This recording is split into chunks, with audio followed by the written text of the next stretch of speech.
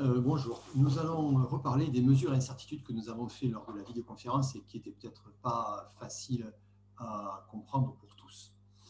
Donc, il y a deux types de mesures. Il y en a une qui est peut-être assez simple à aborder parce qu'elle est marquée sur les outils de mesure. Quand on a une fiole jaugée, par exemple, on va avoir une erreur qui est indiquée sur la fiole et qui va être liée à la qualité du matériel. Donc, par exemple, sur une fiole de 50,0 millilitres, eh bien, la précision de la mesure n'est pas infinie. On n'a pas exactement 50 millilitres, mais on a 50 plus ou moins 0,06 millilitres.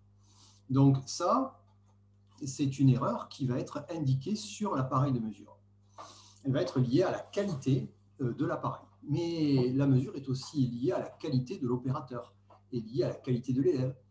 Et si l'élève met bien le bas du ménisque sur le trait, la lecture de volume sera à peu près juste. Mais on ne peut pas être absolument sûr que le bas du ménisque est exactement sur le trait.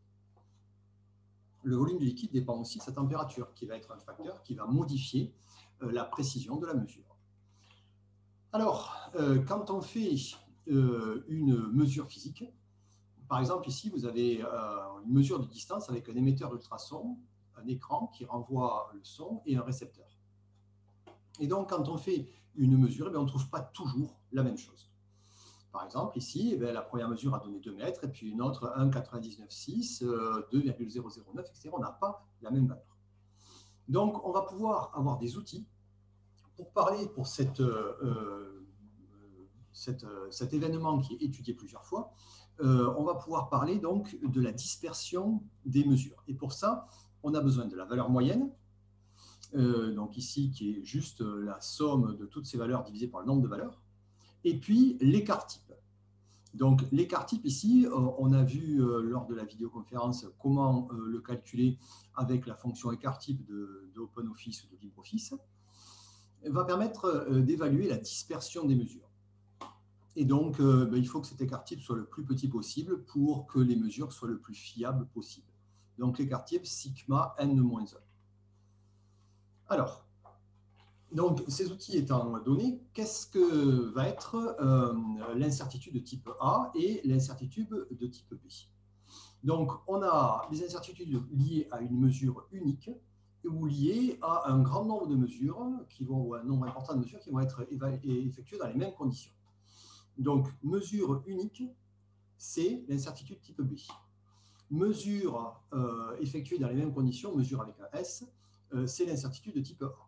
Donc, l'incertitude type est estimée par cette relation-là. U, c'est pour uncertainty en anglais. Donc, la valeur que l'on vient de voir ici, l'écart type, sigma n-1, divisé par la racine du nombre de mesures.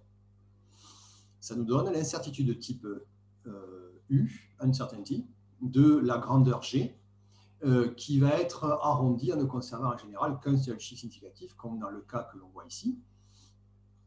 Donc, si on a des mesures de cette distance au départ, la télémétrie du tableau précédent, l'incertitude est estimée par cette valeur-là. Donc, le tableau précédent, c'était les valeurs de mesure qui étaient autour de 2 mètres. Et ici, l'incertitude est évaluée à 0,00149. Donc, sigma n-1 divisé par la racine du nombre de mesures, ce qui fait, en gardant qu'un seul chiffre significatif, 0,002 mètres. Donc, vous pouvez, je suppose, le calculer sur votre machine à calculer, ou, ce qui est mieux, avec l'ordinateur, avec LibreOffice ou OpenOffice, par exemple. Pour l'évaluation d'une incertitude de type B.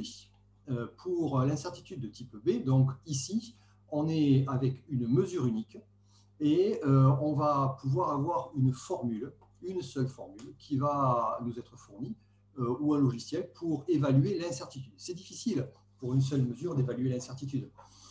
Par exemple, pour la mesure de volume, on a à utiliser l'incertitude qui est liée à l'appareil lui-même, à la fiole jaugée, liée à la température, mais liée aussi à l'utilisateur. Est-ce qu'il va bien positionner le bas du ménisque sur le trait de jauge? Donc, on va vous donner la formule quand vous en avez besoin. On a ici un exemple avec la source d'erreur liée à la tolérance de la pipette jaugée ou de la fiole jaugée, ça va être le même style de choses. Donc, UV, c'est T sur racine de 3. Et donc, le fabricant indique cette valeur de T à 0,03 millilitres. Souvenez-vous, ce que l'on a vu pour la fiole jaugée, ici, c'était 0,06 millilitres. On a un volume qui est plus grand à la fiole jaugée qu'à la pipette jaugée, et donc l'incertitude va être plus grande, cette tolérance T va être plus grande. Donc, divisé par racine de 3, 0,0173. On va arrondir pour ne garder qu'un seul chiffre et arrondir par excès à 0,02 millilitres. Donc, ces incertitudes, qu'est-ce que ça permet de définir? Ça permet de définir un intervalle de confiance. C'est-à-dire que ça va définir un intervalle dans lequel on a une forte probabilité de trouver la valeur de la mesure. Donc, D, égale 2,003 plus ou moins 0,002, ça signifie que D est compris entre 2,001 mètres et 2,005 mètres. Voilà la valeur de D, la probabilité que cette valeur soit ici et dans cet intervalle est importante. Et de la même manière, pour le volume avec la tolérance qui a permis de calculer par cette formule-là la valeur de U, uncertainty, on se retrouve avec 2,98 inférieur à 10,02 millilitres. Donc le volume V va avoir une grande probabilité de se retrouver dans cet intervalle. Voilà les notions sur les incertitudes que vous avez besoin de connaître pour la correction des exercices.